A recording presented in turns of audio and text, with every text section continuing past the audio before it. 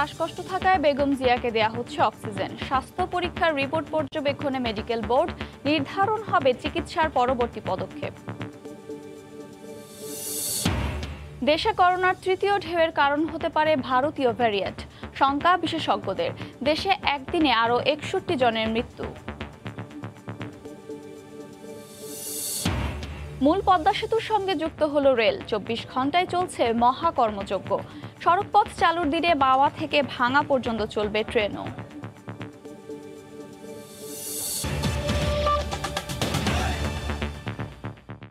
সময় সংবাদের সঙ্গে আছে আমি আফরোজা মৌটুসী। শ্বাসকষ্ট থাকায় বিএনপি চেয়ারপারসন বেগম খালেদা জিয়াকে অক্সিজেন দেয়া হচ্ছে, তবে তার শারীরিক অবস্থা নিয়ে উদ্বিগ্ন হওয়ার কিছু নেই জানিয়ে দলের মহাসচিব মির্জা ফখরুল ইসলাম আলমগীর দেশবাসীর কাছে দোয়া চেয়েছেন। এদিকে বেগম জিয়ার স্বাস্থ্য পরীক্ষার সব রিপোর্ট পর্যবেক্ষণে 10 সদস্যের মেডিকেল বোর্ডের সভা হয়েছে। সন্ধ্যায় জানা যাবে পরবর্তী সিদ্ধান্ত। হঠাৎ করে শ্বাসকষ্ট শুরু হলে রাজধানীর এভারকেয়ার হাসপাতালে চিকিৎসাধীন বিএনপি চেয়ারপারসন বেগম খালেদা জিয়াকে সোমবার দুপুরে কেবিন থেকে করোনারি কেয়ার ইউনিট সিসিইউতে নেওয়া হয়। রাতে হাসপাতালের বাইরে এসে এ নিয়ে সাংবাদিকদের ব্রিফ করেন তার ব্যক্তিগত চিকিৎসক ডাক্তার AZM জাহিদ হোসেন। বেগম জিয়ার শ্বাসকষ্ট ও সিসিইউতে স্থানান্তর নিয়ে গণমাধ্যমকে আনুষ্ঠানিকভাবে অবহিত করেন তিনি। সমস্ত পরীক্ষা নিরীক্ষা চলছে। মঙ্গলবার সকালে শ্রমিক দল আয়োজিত এক ভার্চুয়াল আলোচনায় যোগ দিয়ে বিএনপি মহাসচিব বলেন, বেগম জিয়াকে অক্সিজেন দেয়া হচ্ছে। গতকাল তার একটু শ্বাসকষ্ট হওয়ায় তাকে সিসিইউতে নেওয়া হয়েছিল। তিনি এখনো সিসিইউতে আছেন এবং অক্সিজেন তাকে দেওয়া হচ্ছে এবং এখন তিনি স্থিতিশীল আছেন। বেগম জিয়াকে বিদেশ নেওয়ার জন্য স্বরাষ্ট্রমন্ত্রীর কাছে ফোন করেছেন মির্জা ফখরুল, এমন গুঞ্জন ওঠে সোমবার রাতে। এ ব্যাপারে মোবাইল ফোনে জানতে চাইলে গুঞ্জনটি নাকচ করে দিয়ে তিনি বলেন, বিদেশে চিকিৎসা নেওয়ার বিষয়ে কোনো আবেদন বা সিদ্ধান্ত নেওয়া হয়নি। বেগম জিয়ার শারীরিক অবস্থা ফোনে স্বরাষ্ট্রমন্ত্রীকে জানানো হয়েছে। আজকে পত্রিকাতেও আপনার দেখলাম দুই একটা টুইট করেছে আর কি, দ্যাটস নট ট্রু। এদিকে বেগম জিয়ার শারীরিক অবস্থা ও স্বাস্থ্য পরীক্ষার ফল নিয়ে 10 সদস্যের মেডিকেল বোর্ডের সভা বিকেলেই শেষ হয়েছে। গত 10 এপ্রিল বেগম জিয়ার করোনা টেস্ট করা হলে 11 এপ্রিল রিপোর্ট পজিটিভ আসে। 25 এপ্রিল দ্বিতীয় টেস্ট করা হলে আবারও রিপোর্ট পজিটিভ এলে 28 এপ্রিল তাকে রাজধানীর এভারকেয়ার হাসপাতালে ভর্তি করা হয়। সালাউদ্দিন সুমন, সময় সংবাদ, ঢাকা। এই মুহূর্তে এভারকেয়ার হাসপাতাল এলাকায় আছেন রিপোর্টার সালাউদ্দিন সুমন। সরাসরি যাচ্ছি তার কাছে। সুমন, মৌটুসী, বেগম জিয়ার চিকিৎসার জন্য গঠিত 10 সদস্যের মেডিকেল টিম, চিকিৎসকদের নিয়ে গঠিত সেই টিম মেডিকেল বোর্ড বসেছিল এখন থেকে প্রায় 2 ঘন্টা আগে। তারপরে তারা সেখানে তারা সিদ্ধান্ত নিয়েছেন আসলে যে তার চিকিৎসা কিভাবে চালানো হবে। তার যে শ্বাসকষ্ট বেড়েছে এবং তাকে যে সিসিইউতে নিয়ে এসে চিকিৎসা দেয়া হচ্ছে, তাকে এখানে রেখে বা কিভাবে তার চিকিৎসা দিলে ভালো হবে সে বিষয়টি নিয়ে কিন্তু তারা ডাক্তাররা বসেছিলেন। বসার পরে তারা সিদ্ধান্ত নিয়েছেন। তবে একটি বিষয় জানিয়ে রাখি যে আমরা বারবার ডাক্তারদের সঙ্গে কথা বলেছি, যারা এই মেডিকেল বোর্ডে ছিলেন তাদের সঙ্গে, তারা কিন্তু এই বিষয়টি নিয়ে এখন কোনো ধরনের কোনো কথা বলতে চাচ্ছেন না। তারা স্পষ্ট জানিয়ে দিয়েছেন এই আজকের যে মেডিকেল বোর্ড হয়েছে, বোর্ডের যে সিদ্ধান্ত হয়েছে, এই সিদ্ধান্তের বিষয়ে তারা জানাতে চান দলের পক্ষ থেকে সিদ্ধান্ত এলে, অর্থাৎ বিএনপির হাইকমান্ড থেকে যখন জানানো হবে তাদেরকে, অর্থাৎ ডাক্তারদেরকে কাউকে দায়িত্ব দেওয়া হবে যে এই বিষয়টি নিয়ে কথা বলার জন্য, তারপরই তারা কথা বলবেন। আমরা ধারণা করছি বা আমরা যে প্রেস উইংয়ের কর্মকর্তা বিশেষ করে শাহরুল কবির খান এখানে রয়েছেন, তার সঙ্গে কথা বলেছি। তিনি বলেছেন যে সিদ্ধান্ত আসতে পারে, তবে সেটি হতে পারে ইফতারের পরে বা রাত 8টা এরকম সময়। আবার দলের পক্ষ থেকে যদি কোনো ধরনের সিদ্ধান্ত না নেওয়া হয়, তারা যদি মনে করেন যে আজকের যে মেডিকেল বোর্ডের সভা হয়েছে, এই মেডিকেল বোর্ডে কী কী সিদ্ধান্ত হয়েছে সেটি জানানো হবে না, তাহলে হয়তো ব্রিফিং নাও হতে পারে। সেই বিষয় সেরকম কিন্তু তারা বলছেন। আসলে একটি বিষয় জানিয়ে রাখতে চাই যে এই বিষয়টি নিয়ে কিন্তু পুরোপুরি স্পষ্ট করা হচ্ছে না যে বেগম জিয়া আসলে কীরকম রয়েছেন, কেমন আছেন। এখন এই বিষয়টি প্রশ্ন করলেই ডাক্তাররা এড়িয়ে যাচ্ছেন। তবে বিএনপির মহাসচিব আজকে একটি ভার্চুয়াল আলোচনা সভায় অংশ নিয়েছিলেন শ্রমিক দলের। সেই আলোচনা সভায় অংশ নিয়ে তিনি বক্তব্যের এক পর্যায়ে কিন্তু বলেছেন যে বিএনপি চেয়ারপারসনের যে শ্বাসকষ্ট হয়েছে এবং তাকে যে সিসিইউতে নেওয়া হয়েছে, এরপর তাকে কিন্তু অক্সিজেন দেওয়া হচ্ছে। এই বিষয়টিও কিন্তু এর আগে কোনো ডাক্তার কিন্তু বলেননি। এর আগে গতকাল রাতে ডক্টর এজেডএম জাহিদ হোসেন সাংবাদিকদের সঙ্গে কথা বলেছেন, ব্রিফ করেছেন, সে সময় তাকে বারবার প্রশ্ন করা হয়েছে, কিন্তু এই বিষয়টি কিন্তু তিনি এড়িয়ে গিয়েছিলেন। কিন্তু বিএনপি মহাসচিব আজকে বলেছেন শ্বাসকষ্টের কারণে তাকে অক্সিজেন দেওয়া হচ্ছে। আর আমরা এখানে রয়েছি, যদি এই বিষয়টি নিয়ে কোনো ব্রিফিং করা হয় এবং বেগম জিয়ার চিকিৎসা সংক্রান্ত কোনো আপডেট আসে আমরা সাথে সাথে সেটি জানিয়ে দেওয়ার চেষ্টা করব। মৌটুসী। এবার কেয়াল হাসপাতালের সামনে থেকে এতক্ষণ সরাসরি যুক্ত ছিলেন সহকর্মী সালাউদ্দিন সুমন। সাধারণ নাগরিকের মতো বিএনপি নেত্রীকে বিদেশে গিয়ে চিকিৎসার জন্য পরিবারের লোকদের ব্যস্ত থাকতে হয়। এর চেয়ে দুঃখজনক ঘটনা আর কিছু হতে পারে না বলে মন্তব্য করেছেন বিএনপির স্থায়ী কমিটির সদস্য গয়েশ্বর রায়। দুপুরে এক ভার্চুয়াল আলোচনা সভায় এই মন্তব্য করেন গয়েশ্বর রায়। যিনি রাষ্ট্র পরিচালনায় ছিলেন তার মতো মানুষের চিকিৎসার ব্যাপারে সরকার কিছু নাই, আছে কিছু টিটকারি। সরকারের কাছে অনুমতি যাইতে হয়, বিদেশে যাইতে পারবেন কি পারবেন না, এটা সাধারণ নাগরিক মতো সাধারণ মানুষের মতো আজকে নেত্রীর চিকিৎসার জন্য যদি পরিবারের লোকজন ব্যস্ত থাকতে হয়, এর চেয়ে দুঃখজনক ঘটনা আর কিছু থাকতে পারে না। বিভিন্ন দেশে করোনা পরিস্থিতি বাংলাদেশের চেয়েও খারাপ হওয়ায় বিএনপি চেয়ারপারসন বেগম খালেদা জিয়ার চিকিৎসা দেশে হওয়াই শ্রেয় বলে মন্তব্য করেছেন তথ্যমন্ত্রী ডক্টর হাসান মাহমুদ। দুপুরে সাংবাদিক কল্যাণ ট্রাস্ট আয়োজিত চেক বিতরণ অনুষ্ঠানে বক্তব্য রাখেন তথ্যমন্ত্রী। করোনার চিকিৎসা তো সব দেশে একই রকম, এবং যে সমস্ত দেশে নিয়ে যাওয়ার কথা বলছে তাদের অবস্থা কিন্তু আমাদের এই দেশের তুলনায় অনেক খারাপ। সেখানে প্রতিদিন অনেক বেশি মানুষ মারা যায়। সুতরাং তারা কেন এই করোনার চিকিৎসার জন্য বিদেশ নিয়ে যাওয়ার কথা বলছেন সেটি আমার বোধগম্য নয়। সুতরাং আমি ব্যক্তিগতভাবে মনে করি এই দাবি হচ্ছে অমূলক। তবে বেগম খালেদা জিয়া তিনি দেশের প্রধানমন্ত্রী ছিলেন, তিনি বাংলাদেশের একজন জ্যেষ্ঠ রাজনীতিবিদ। আমি তার দ্রুত আরোগ্য কামনা করি। দেশে করোনার তৃতীয় ঢেউয়ের কারণ হতে পারে ভারতীয় ভ্যারিয়েন্ট, এমনটাই আশঙ্কা করছেন বিশেষজ্ঞরা। এদিকে দেশে একদিনে আরও 61 জন মারা গেছেন। প্রায় 22,000 নমুনা পরীক্ষায় শনাক্ত 1914 জন। বিস্তারিত জানাচ্ছেন কমল দে। গত এক মাসে করোনা ভাইরাসের নতুন আরও 10টি জীবন রহস্য উন্মোচন করেছে চট্টগ্রামের ভেটেরিনারি অ্যান্ড অ্যানিম্যাল সায়েন্সেস বিশ্ববিদ্যালয়ের গবেষকরা। এর মধ্যে 6টি যুক্তরাজ্যের এবং 3টি দক্ষিণ আফ্রিকান ভেরিয়েন্ট, বাকি একটি অস্ট্রেলিয়ান। আমরা খুব ভয়ে আছি। এখন ভারতীয় ভেরিয়েন্টটা যদি আমাদের দেশে আসে তাহলে আমাদের কিন্তু চরম ক্ষতি হবে, তৃতীয় ওয়েভ আরম্ভ হতে পারে। গবেষকদের মতে মার্চ মাস থেকে বাংলাদেশে করোনার সেকেন্ড ওয়েভ হানা দেয়। আক্রান্তের সাথে পাল্লা দিয়ে বেড়েছে মৃত্যুর হার। তবে করোনার সেকেন্ড ওয়েভে এখন পর্যন্ত চট্টগ্রামের কোথাও ভারতীয় ভেরিয়েন্ট শনাক্ত হয়নি। চীনের উহান থেকে সৃষ্টি হওয়া করোনা ভাইরাসের মাধ্যমে সারা বিশ্বে সৃষ্টি হয়েছিল প্রথম ওয়েভ। এরপর ইউকে এবং অস্ট্রেলিয়ান ভেরিয়েন্টের মাধ্যমে সেকেন্ড ওয়েভ চলছে। চিকিৎসা বিজ্ঞানীরা আশঙ্কা করছেন ইন্ডিয়ান ভেরিয়েন্টের মাধ্যমে বাংলাদেশে তৃতীয় ওয়েভ শুরু হতে পারে। তৃতীয় ওয়েভ প্রতিরোধে ভারতীয় ভেরিয়েন্টকে ঠেকানোই মূল চ্যালেঞ্জ হিসেবেই দেখছেন বিশেষজ্ঞরা। কোয়ারেন্টাইন ঠিকমতো মেনটেন করতে না পারি ভারতীয় যে ভেরিয়েন্টটা আছে সেটার ব্যাপারে, তাহলে কিন্তু ভারতীয় ভেরিয়েন্টটা কিন্তু থার্ড ওয়েভ তৈরি করতে পারে।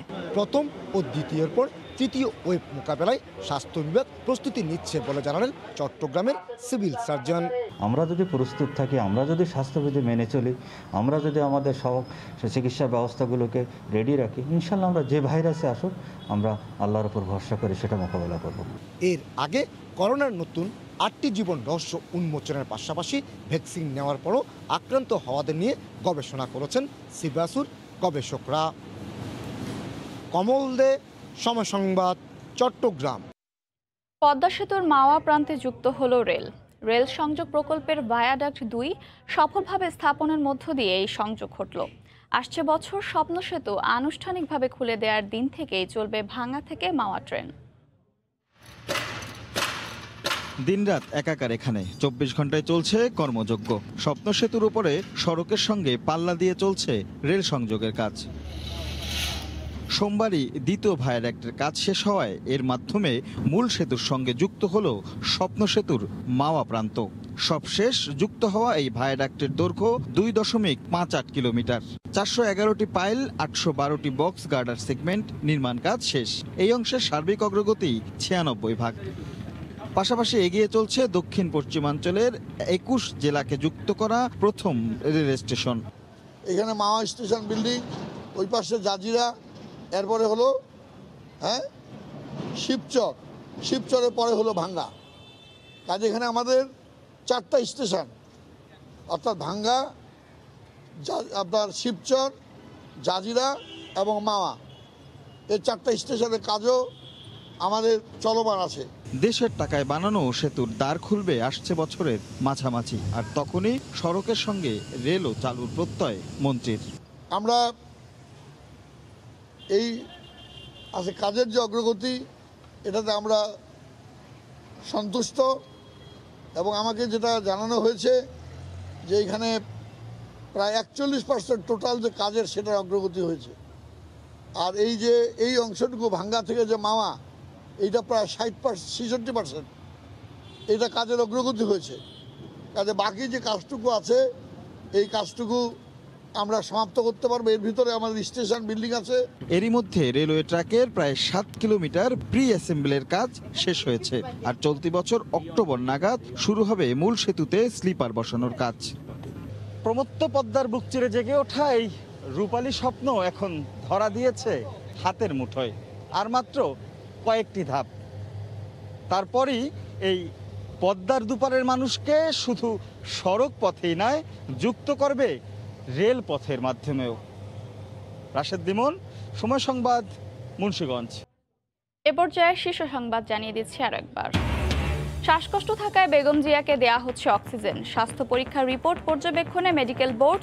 বিদেশে যেতে লাগবে আদালতের অনুমতি, জানালেন স্বরাষ্ট্রমন্ত্রী। দেশে করোনার তৃতীয় ঢেউয়ের কারণ হতে পারে ভারতীয় ভ্যারিয়েন্ট, শঙ্কা বিশেষজ্ঞদের। দেশে একদিনে আরও 61 জনের মৃত্যু। এবং মূল পদ্মা সেতুর সঙ্গে যুক্ত হলো রেল। 24 ঘন্টায় চলছে মহাকর্মযজ্ঞ। সড়কপথ চালুর দিনে মাওয়া থেকে ভাঙ্গা পর্যন্ত চলবে ট্রেনও।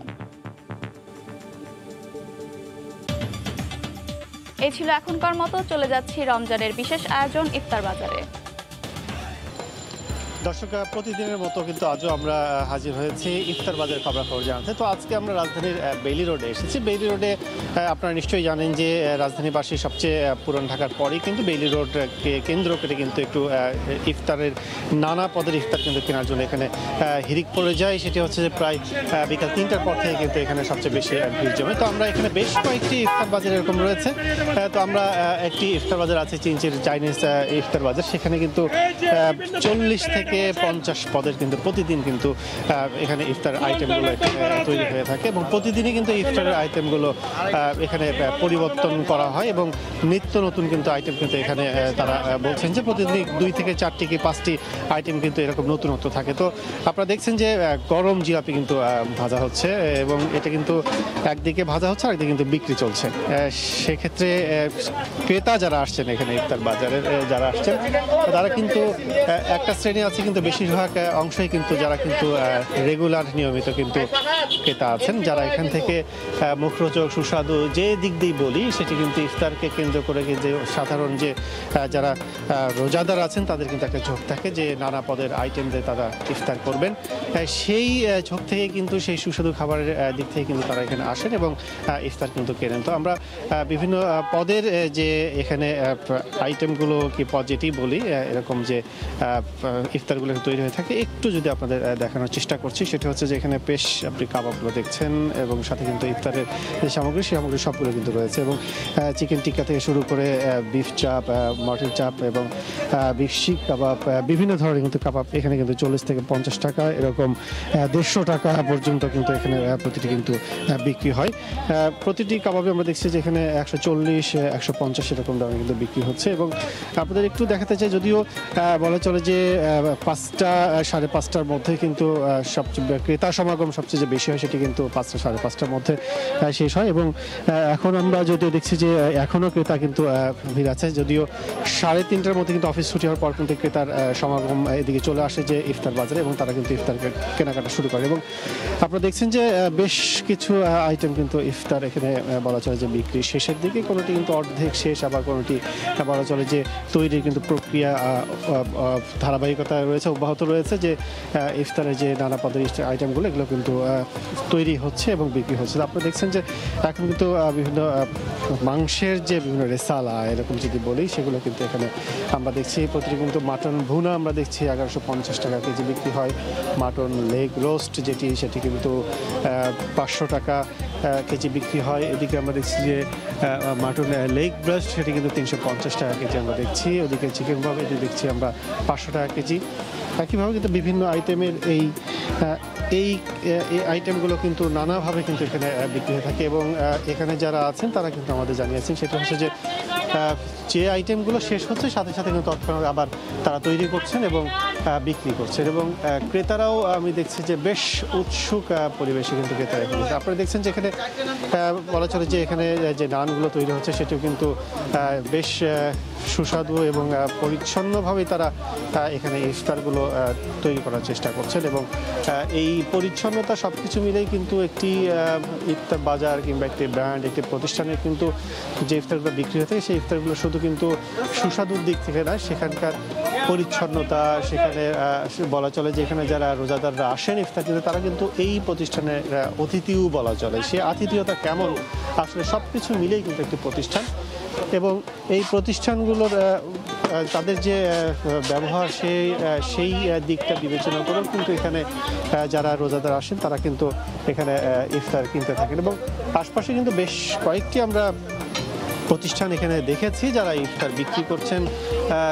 বলা চলে যে সিজনালি মৌসুমি একটু 1 মাসের জন্য এই পণ্যগুলো বেশিরভাগ খাদ্য পণ্যগুলো তৈরি হয়ে থাকে। সেই পণ্যগুলো কিন্তু বসা হচ্ছে একটু যদি সুস্বাদু একটু যদি টেস্টি যেটি বলে আমি সেরকম যদি না হয় তাহলে কিন্তু আসলে ক্রেতা যদি ধরে রাখা কিংবা ক্রেতা আকর্ষণ এগুলো কিন্তু কোনোভাবেই সম্ভব হয় না।